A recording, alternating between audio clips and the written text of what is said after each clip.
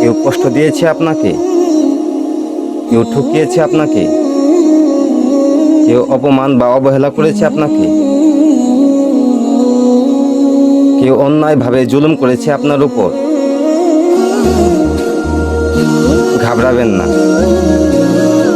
সমস্ত পাপ থেকে বেরিয়ে আসুন আর ইস্তেগফার করতে থাকুন সবর ও সুখের সাথে। আস্তাগফিরুল্লাহ আস্তাগফিরুল্লাহ শব্দের সাথে।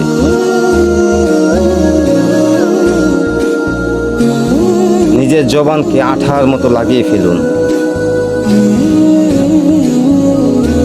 আল্লাহর কসম, আপনার রব আপনাকে কল্পনাতীতভাবে খুব শীঘ্রই বিজয়ী করে খুশি করে দিবেন ইনশাআল্লাহ।